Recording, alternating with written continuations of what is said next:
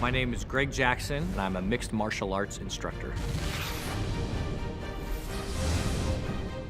We train amateurs, professionals, and lots of different organizations, but yeah, there's boy, I don't know how many we've got, 20, 25 maybe in the UFC, something like that. It's a crazy number. Definitely the biggest camp in the UFC, for sure. George St. Pierre said one time that I was like the maestro. I'm the guy that, taps and plays the symphony in the corner. Yeah, I'm an extra pair of eyes on the outside, so I'm asking them to, watch out for certain things or do certain things, or just reminding that they're in there doing a good job. I do that a lot. And if I do my job right, then cornering's the easiest thing in the world. If I do my job wrong, then I'm kind of the last line of defense to try to save it. And sometimes I can, and sometimes I can't.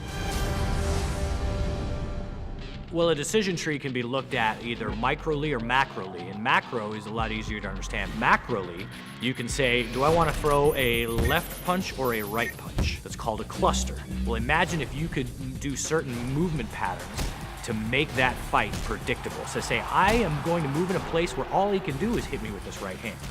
So then I'm just waiting for it. And as soon as that right hand comes, oh, there it is. I knew it was coming, and then you're ready for it. It gives you that predictability, that gives you that confidence, and that lets you keep the initiative and lets you win the fight. That's a very important concept. So if you start thinking like that, you're not just thinking, okay, I'm gonna come out and I'm gonna throw 2 jabs and a right hand, and then I'm gonna see what happens. If you're thinking to yourself, I wanna put myself in a position that the very nature of his blocking my jab allows me to hit him with a right hand, then you're in a structure where you're maximizing your chances for success. That John Jones-Shogun fight, Shogun was covering his hands high a lot, trying to defend his head from John's very powerful strikes. So at one point, John, understanding that, had a decision to either throw a left hook at his head, which was then blocked, or throw it at his liver. So he stepped in and was able to really do some serious damage to the liver because he had done so many shots to the head.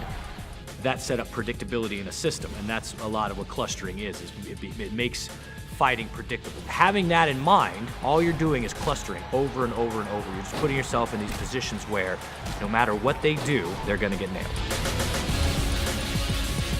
The process is the only thing that I own. I don't own that victory. Like, the victory is theirs, but the process is mine and the fighters together. Like, we share that. Every day we share that. So when we win, I'm happy for about a minute and a half, and then I just want to do it again. UFC Undisputed 3, your move.